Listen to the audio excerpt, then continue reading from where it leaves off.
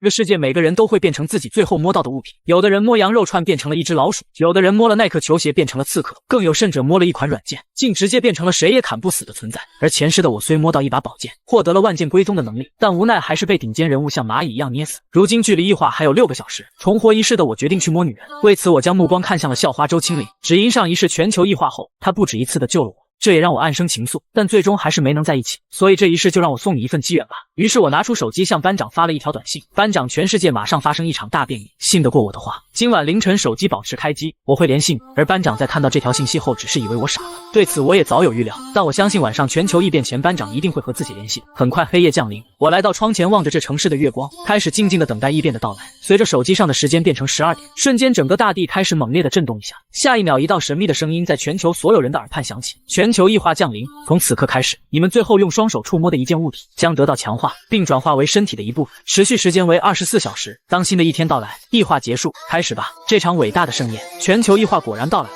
这是机缘也是灾难，我要活下来。班长，你应该也听到这阵声音了吧？你会想起我今天给你写的字，我一点都不着急，一切都在我的计划之内。与此同时，在得知这条信息一经公布，动物武器甚至博物馆的化石都成了所有人争抢的目标，而我这边也同时收到了班长周青灵发过来的消息。李青山，今天你白天留言的字什么意思？你早就知道今晚的事情会发生。看着周青灵发来的信息，我眼中闪过一抹光芒。明天晚上11点半见，我会告诉你触摸最优解，但仅限于你。消息记得删除。好的，明天见。周青灵简单回复道。同时，周青灵没有想到，这个经常被欺负的书呆子，竟然知道一些关于全球异能的隐情。一晃白天降临，整个城市因为争抢宝物和物资都陷入了瘫痪，但我对此却毫不在乎。这一切只要自己以后动动拳头就可以轻松得到。时间一点一点流逝，很快11点的时候，周青灵拿着家里人给的一块祖传宝玉准备来找我。他的哥哥周天霸有铁关系，跟着兄弟们去搞强大的野兽去了。据说运气好，可以触摸到下山虎，而他的父亲打算触摸一柄收藏利剑，母亲则触摸一柄收藏的宝刀。路上，周青灵心中嘀咕着，这李青山究竟有什么触摸最优解？还特地让我这大晚上的去他家里，还有1个小时，所有人寻求宝物的时间就截止了。李青山能够拿出比我这块祖传宝玉更加优质的宝物出来，并且和我共享触摸吗？不知过了多久，周青灵抱着一块宝玉来到了我家。李青山，你喊我过来，有什么触摸最优解要告诉我。网上有很多博主以及大 V 都说，要触摸一些强大的生物，或者一些稀有的古物以及现代化的强大器械，才能够获得强大的异能。你这里该不会有什么重宝吧？我摇了摇头，班长，你看我家里像是有重宝的样子吗？那些重宝都被大人物掌握在手中，我们这些普通人哪里能得到呢？周青灵点了点头，说的也是，现在想搞到一件像样的宝物确实都很困难。那你所讲的触摸最优解是什么？远在天边，近在眼前。我回复道。闻言，周青灵并没有懂我的意思，见状我并不着急讲出来。现在距离12点还有一段时间，等时间还剩最后5分钟的时候，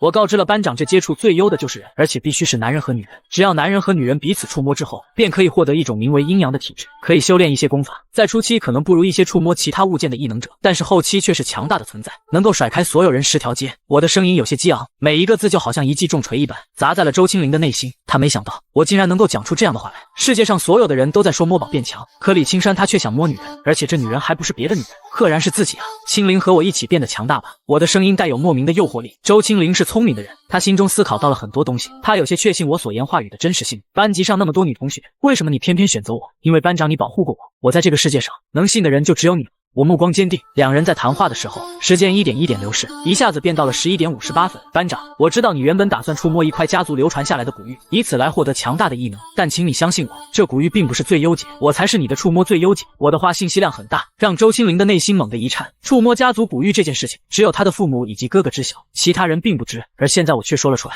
这意味着我所讲内容10有8九是真实的。你哥想要触摸一头白虎，你爸是一柄宝剑，你妈触摸一把宝刀。我持续抛出一些重要信息，持续攻破周青灵的心理防线。李青山他不仅知道自己要触摸的物体是什么，就连自己的哥哥周天霸，甚至是自己父母要触摸什么，都一清二楚。这一刻，周青灵确信眼前的男人所讲全部为真，自己可以相信他的最优解。李青山李青山，真没想到你居然知道这么多，我都有点看不透你了。现在已经59分了，看来我能够触摸的对象就只有你了。我信你一回，不过我认为触摸最优解不是人的本身，而是……周青灵看了一眼时间，开口说道。说到最后，他的声音有些微弱，青春好看的脸庞上更是升起了一抹红云。聪明的他根据阴阳2字，在最后一刻领悟到了触摸最优解是什么。什么意思？我内心一颤，一个大胆的想法在我心中产生。前世我只听说异性彼此触摸能够获得阴阳体质，成为天地宠，尽情修炼，但我根本就没有亲自尝试过。这么一想，我呼吸不禁变得有些急促了起来，看向周青灵的目光更是变得热烈起来。接着周青灵青涩地告诉了我2个关键词，分别是亚当与夏娃。亚当乃是西方神话故事中的世界上第一个男人，而夏娃乃是世界上第一个女人。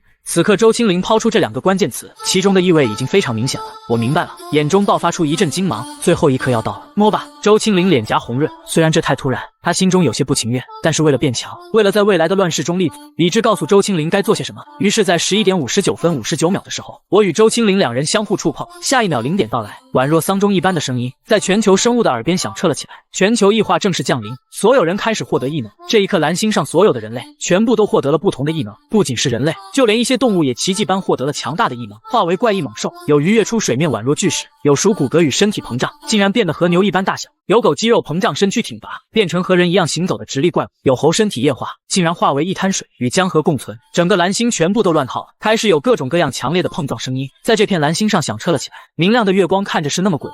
此刻在房间外是乱糟糟的一片，时不时便有轰鸣声音响起，似乎有人在打架；时不时有咚咚的声音响起，似乎巨兽在行走。屋内气氛温热且怪异。周青灵和我都快速整理个自身上的衣物。李青山，你真是混蛋！周青灵轻轻骂了一声。从小到大，她还是第一次被男人触碰到身体，在平时哪怕是和男人牵手，周青灵都是非常抗拒的。可刚刚竟然发生了，我沉默片刻，不知道该讲些什么。但我感觉到一种名为责任的无形东西，明显压在了我左右肩头。我突然感觉自己的身体变得完美无缺，一呼一吸之间都能够感受到血脉的热烈流淌，经脉间的周天运转很是神奇。班长放心吧，我会负责的。你要是负责，就不会再叫我班长了。周青灵有些生气，竟抡起了玉拳，在我胸口上重重砸了一下。那该喊你什么？我话未出口，周青灵已经羞怒地说道：“李青山，你这混蛋！我这辈子都没有让男人看过和碰过身体，你是第一个，也是唯一一个。你要对我负责的话，你以后不能再称呼我为班长了，要称呼我为青灵。再跟我客套，我会生气。还有，我不允许你以后触碰其他女人的身子，未经我的允许，也不能触碰我的身子。我没有要和你谈恋爱，没有要和你成为男女朋友，所以你还要和我保持距离。今天的事情一定要保密，不能告诉别人，不然我会动手杀了你。”我竖着耳朵认真听他讲完，然后重重点头，我会按照你说的话做。但此刻周青灵却疑惑地指了指窗户外，说道：“别人的异能似乎都能够造成大规模破坏，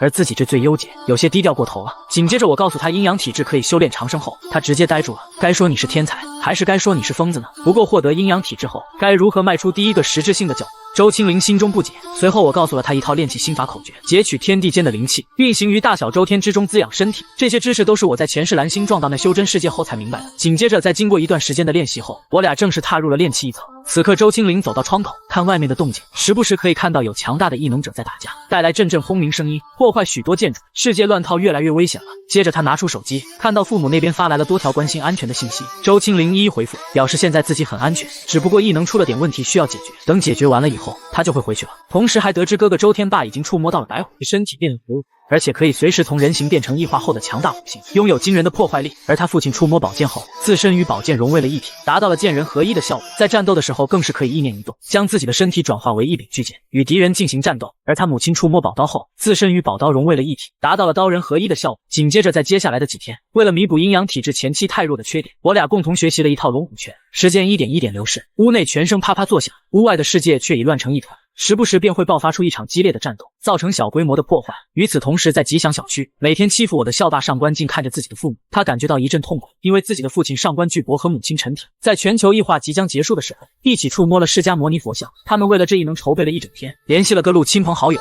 但都没有好的物体可以触摸。最后信佛的陈婷提出了触摸佛像的想法。家中这具佛像是从祖父辈就开始传下来供奉的，说起来有将近200年的历史。母亲陈婷认为佛将给他带来无量的好处，给予他强大的异能。父亲上官巨博原本是想要触摸家里锋利的菜刀，可是菜刀这东西太过大众化，他心有不甘。最后在母亲陈婷的耳旁风下，父亲上官巨博选择一起触摸这释迦摩尼金佛像。陈婷触摸佛像，想要得到强大的异能，让整个家获得无数钱财，想要儿子成为人中龙凤，老公成为全球顶梁支柱，全家成为人上人。上官巨博触摸佛像，想要成为万万人之上，主宰世界，妻妾成群。而孙满堂两人在触摸的时候，都将自己的野心欲望在心中倾吐给了佛像，夫妻协力一起触摸。可全球异化到来的时候，这释迦摩尼佛像竟得到了强化，并且与上官巨博、陈婷两人融为一体。上官静亲眼看到自己的父母身形变得扭曲起来，一滩人肉融为一体，并不断蠕动扭曲变换，直至最后两人合二为一，变成了一个可怕的怪物。这怪物身上长满各种金色的肉瘤，和人一样长着2条手2条腿，不过手脚的形态却非常怪异，看起来粗长弯曲，没有线条纹理，有的只有像瘤一样的金色肉块。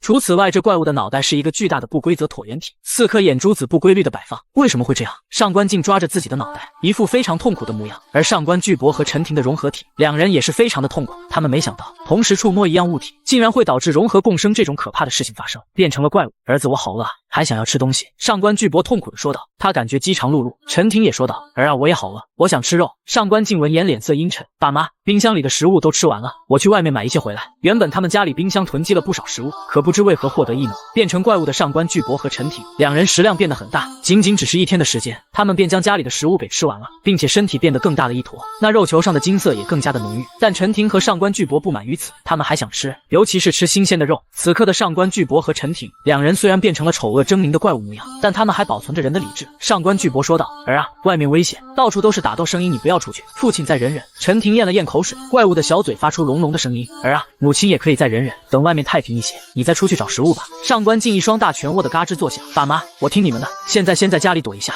我一定会给你们搞来食物的。在屋内，我和周青灵两人正修炼着龙虎拳，就在这时候，我俩的耳朵都动了一下，然后都看向了大厅的门口。获得阴阳体质的我俩，可以耳听八路目视六方，我们一起上去看看情况，做好战斗准备。我双手比划出一阵手势，向周青灵传递信息，旋即来到了门口。青灵，你将门打开，若为敌，我直接一击龙虎拳，出其不意将他降服。周青灵点了点头，随着门迅速被打开，屋外正贴着门板的周天霸被这突如其来的举动给吓了一跳。周天霸向后倒退2步，同时做好了战斗准备。一旁的周川雄亦是准备人剑合一，化身成为削铁如泥的宝剑。可就在门打开的一刹那，双方都看清了对方的脸庞，都愣了一下。周天霸低喝一声，你小子想干嘛？想打我吗？我则满脸无辜收起了已经做好起势的龙虎拳。大哥，你们怎么来了？周青灵满脸的惊讶，他记得自己已经发短信给父母，哥哥都说了自己没事，没想到他们居然还找上门来了。青灵，你没事就好，外面乱套了，爸爸担心你的安全，才和你哥一起来找你的。周青灵心头一暖说道，我没事的，不用担心我。接着周天霸目光变得犀利起来，问道，青灵，你身上的衣服似乎是这小子的吧？你原本的衣服哪里去了？周青灵有些踌躇，不知道该怎么解释。他衣服是因为修炼七眼诀的时候被粘稠杂质给搞脏掉了，可自己要怎么讲述出来？见状，我赶忙将他们请到了房间里。这时周川雄说道，孩子，我们是来接你回家的。闻言我知道两人对自己有戒备。周青灵说道，大哥，青山是好人，我的异能和青山有关系，只有他才能够让我变得强大。这是一个大胆的想法，在周川雄和周天霸两人的脑海中冒出来。青灵他该不会恋爱了吧？周天霸为人直白，直接说道，小子，你是不是耍了什么手段，骗走了我们家青灵？你的异能是什么？跟我过2招，要是太菜的话，我劝你早点消除非分念头，否则拳脚无情伤了你。现在可没有医院可以医治。说着的时候，周天霸还挥舞了一下自己手中的一双大拳，一副非常不好招惹的模样。我知道想要得到周天霸的认可，只有一条途径，那便是拳头够硬将他打服。现在周天霸刚获得异能，对其掌控还不是很熟练，而我的身体素质虽然弱了些，但我前世遗留下来的战斗经验是最宝贵的，是我战胜他的秘诀。你是青灵的哥哥，如果你想要和我切磋一下异能的话，我并不介意，可以试一下。我此话一出，周川雄、周天霸、周青灵三人都愣了一下。周青灵心中暗道，这李青山有大机缘，拥有阴阳体质，懂得修仙，还掌握了龙虎拳、气眼诀、控鹤擒龙等功法，说不定他还有很多未知的手段没有展露出来。李青山和我哥切磋，应该不会有事。周川雄寻思着自己的女儿和李青山走得挺近，可以借着这切磋的机会，看看我究竟几斤几两，所以他默认了这场切磋。周天霸笑道，青山，我也不占你便宜，我在不使用异能的前提下，如果你能够战胜我，我就算你强，允许你和青灵交朋友，不然的话，你就在家乖乖待着，哪都不要去。我闻言后愣了一下，没想到这周天霸为人不错，居然想要放水。但这也是周天霸对自己实力非常自信的一种表现。获得异能后的周天霸不仅拥有化身巨兽白虎的能力，而且自身身体被强化，即使不使用异能，周天霸有信心徒手撂倒10几个成年人。除此外，周天霸还担心自己化身巨兽白虎后身形太过庞大，这个小客厅塞不下自己的身躯，也不好施展开手脚。我得了便宜并不卖乖，说道，谢谢，请赐教。旋即周青灵、周川雄退到一旁，周天霸背负双手，表情淡然，仿佛不将我放在眼里。而我左脚扎马步，右脚画圆，双手握拳在胸口前方来回变换。功夫这个词语在周川雄和周天霸父子两人的脑海中同时出现。我此刻的动作真的非常像电视剧里面演的那种功夫一样，带有威严，极其自然。真不相信这是一个乳臭未干的小子能够做出来的动作。周天霸心中顿时来了兴趣。周青灵见我的起势，便知道这要使出龙虎拳了。这一招杀伤力很高，恐怕老哥要遭殃。周天霸现在一副敌不动我不动的模样，而我身体周围则形成了一股小型飓风，这可把周天霸、周川雄等人给看呆了。小心了！我低喝一声，下一秒，我宛若一头猛虎一般飞射而出，紧接着一阵虎啸龙吟的声音响彻了起来。那虎啸声若大山崩塌，龙吟声若惊雷炸响，令周天霸的身体狂震，持续震撼着他的感官。一旁的周川雄表情更是失去了管理，一副震惊的模样。那震惊的张开的嘴巴，仿佛可以塞进去2个半的篮球。震惊的同时，他担忧自己儿子周天霸的生命安全。而周天霸看着那砸过来的龙虎之拳，心中吓了一大跳，几乎是出于求生本能般的，周天霸直接将自己的异能开启。只听一阵衣钵破裂的声音响起，周天霸的身体闪烁过一抹白光，开始膨胀，并且疯狂扭曲，上面色泽鲜亮的白毛更是势猛地疯长，顷刻间周天霸转化为一只巨兽白虎，将周围的灯具、沙发等都挤压到角落。巨兽白虎张开满是獠牙的大嘴，虎啸一声，整栋楼猛地一震，无数房屋沙尘簌簌落下。好家伙，竟然不讲武德释放了异能！不过刚好我的龙虎拳不用泄劲，可以一拳轰到底。原本我留了一手，要卸掉龙虎拳的劲儿，让这场切磋点到为止。可现在看来，自己这一拳不轰出去不行。一阵拳与肉的声音在房间内响彻了起来。周青灵和周川雄两人看到了我那手中的龙虎大拳，猛地砸在了正在嘶吼的巨兽白虎的门面上，直接将这巨兽白虎的五官都给砸得凹陷进去了。哥！周青灵担忧地喊道。周川雄吓了一跳，满脸担忧。巨兽白虎惨叫一声，脸部的疼痛席卷全身。显然我的这一击龙虎拳下手并不轻，而且这龙虎拳还正中脑门，钻心窝的疼痛使得巨兽白虎发出剧烈的颤抖，身体猛地一横，朝着我重重一推，我的身体顿时被甩飞了出去，砸向客厅的一面墙。拥有阴阳体质以及前世丰厚战斗经验的强人五脏的震荡，双腿一蹬墙面，竭力来了个左右开弓，稳稳落在地面。来得好！巨兽白虎脸上被砸出血，染红了毛发，愤怒地朝着我发出一声怒吼。这怒吼声音再次使得整栋楼猛烈震动，尘土簌簌落下，不少胆小的人家更是关紧了门不敢出来。有一些异能较为强大的异能者已经皱了起大眉头，想要出来一看究竟。此刻愤怒的巨兽白虎可以趁机对我发起攻击，将我制服，甚至撕裂吞入腹中。不过这时候周川雄感受到了儿子的愤怒，连忙制止道：好了，点到为止。天霸，你使用异能了，你输了。周青灵也连忙说道：哥，青山，你们只是切磋，别真打起来。而且老哥呀，你把青山家里的家具都给碰坏掉了，快变回原来的模样。周天霸听到老爹和老妹的话语以后，开始恢复了一丝理智，清醒了下来。原本暴躁的巨兽白虎变得温顺了一些，但他的面目依旧狰狞，兽眸中依旧隐藏着些许的怒火。毕竟被正面打了一拳，不愤怒是不可能的。但随着时间的推移，这些怒气是可以消散掉的。现在还是太弱了，等我继续练气练体，达到练气6层以上，我应该可以和周天霸打个平手。我心中暗道，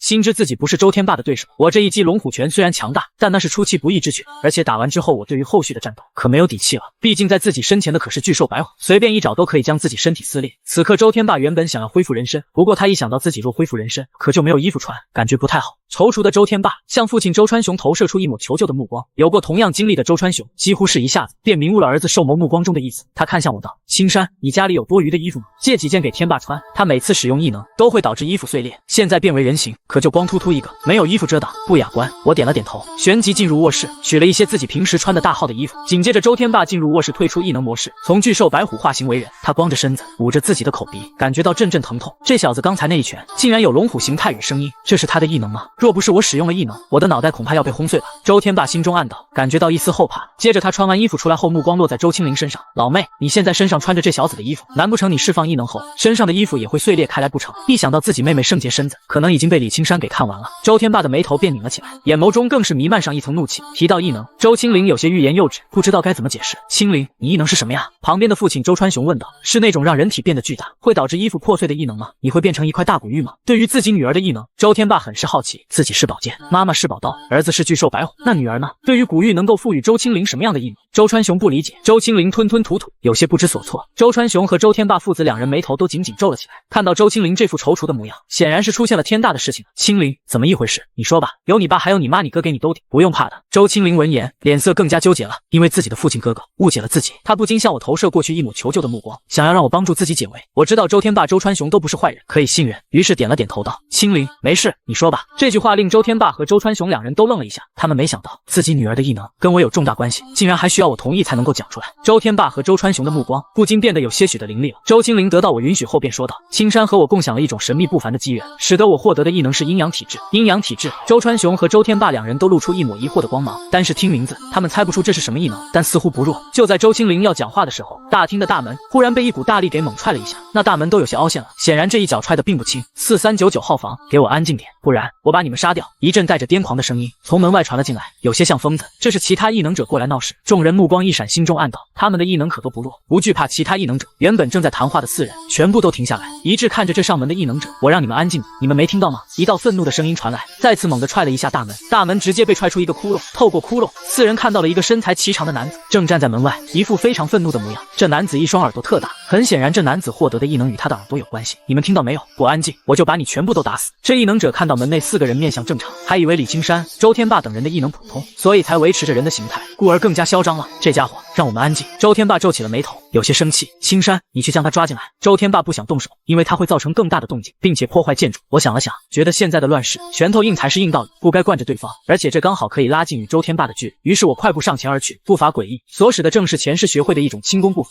名为蛇步，走路如如蛇形，速度快且飘忽不定，几乎是顷刻间，我便来到这大耳朵异能者的身前，双手来回变化，空气中劲风传出了一阵宛若鹤唳的声音。此刻我所使得，正是炼气4层到炼气6层主要修炼的功法控鹤擒龙。这功法主要借助一股巧劲，达到4两拨千斤的效果。他化攻击于无形，伴随着修为上升以后，我还可以凭空抓住目标。传说有大能将这一功法修炼到极致后，可以达到控鹤擒龙的效果。这大耳朵异能者呆滞了一下，没想到里面相貌平平的人竟然一言不合，直接出手。在我惊讶的同时，我已经杀了过来，一双大手揪住了他的大耳朵，狠狠一拧，撕心裂肺的声音从这大耳朵异能者口中传出。接着我往里面一扔，这大耳朵异能者直接被丢进去了屋子里。一声重响传出，这大耳朵异能者直接摔了个狗吃屎，趴在周天霸前方。周天霸大手一抬，直接踩在了他的脊背上，以免他愤怒反抗。周天霸看向我，眼中闪过一抹异样的光彩。我的表现再次出乎自己的意料，我前世可是勉强修炼到筑基期的修士，掌握了一些功法。这些功法在修行界可能不算什么，甚至有些许常见，但是任何一件功法拿出来放在这蓝星世界，都是炸裂般的存在，降维打击，说的便是这个道理。周青灵一看了我一眼，美眸中藏不住的惊讶与欣喜。看来李青山真的有大机缘，而他愿意跟我共享，这是一件不错的喜事。周青灵心中暗道。接着我将门关好，走到了周天霸的身旁。这大耳朵异能者在地上微微挣扎。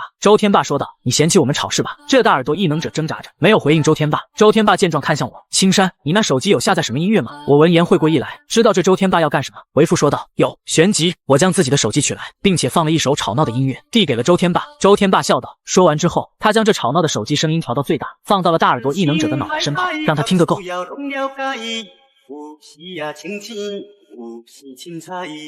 有人讲好，一定有人讲歹。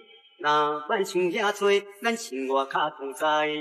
规工嫌车无够拍，嫌厝无够大，嫌菜煮了无好食，嫌某身歹看。驶着好车行人头，外厝歹摒走，食甲伤好，惊细仔狗，死某会缀人走。人生短短，无亲像要佚佗，有时也烦恼。有时挺好，生活斗倒，北来有啥不好？其实无撇步。刺耳的音乐顿时使得整个大厅变得非常嘈杂，而这大耳朵异能者本身听觉挺敏，再加上靠近嘈杂的音乐，他顿时感觉整个脑袋都要炸开，仿佛有千万根刺在狠狠扎着自己。这大耳朵异能者尖叫道：“快停下来，我要不行了！”这耳朵异能者挣扎得非常起劲，而周天霸则狠狠地踩在他的脊背，让他无法动弹，让他聆听这美妙的音乐。时间快速流逝，很快一曲落下。周天霸关掉声音，淡淡说道：“你现在还觉得吵吗？我杀了你们！”大耳朵异能者咆哮道。我弯下腰，直接狠狠给了他一巴掌，接着说道：“你踹了我家门，这事情还没跟你算呢。”被赏赐了一个大比斗。这大耳朵异能者脑袋嗡嗡，顿时安静了下来。接着我默默打开了手机，再次单曲循环这嘈杂的音乐。音乐响起，大耳朵异能者感觉非常刺耳，整个人在地上微微扭动。时间快速流逝，很快一曲便结束了。周天霸再次问道：“你还觉得吵吗？你的回答让我们满意，我就让你离开。”这大耳朵异能者不敢反抗，猛地摇头：“不吵，很好听。”闻言，周天霸关掉手机，声音说道：“好了，你可以离开了。”说着的时候，周天霸松开了脚，让这大耳朵异能者起身离开。好了，言归正传，周川雄道：“青灵，你刚才说到的阴阳体质究竟是怎么一回事？”周天霸闻言将目光落在周青灵身上，眼中充满了好奇。周青灵看了一眼我，说道：“青山，你来说。”他的语气不容置疑。我摸了摸自己的鼻子，想来想开口说道：“叔叔，还有天霸兄，关于青灵的异能，还是由我来讲吧。”周川雄和周天霸两人眉头微皱，我没有立刻讲述，而是去将门窗全部都关紧，一副警惕的模样。在大家不解的目光下，我不急不缓开口说道：“全球异能降临的时候，我的脑海中传入了另外一道神秘的声音，而这声音是来自一位上仙。想提前看无敌触摸的宝子们，可点击左下角下载 QQ 阅读，然后搜索无敌触摸，出来的第一个就是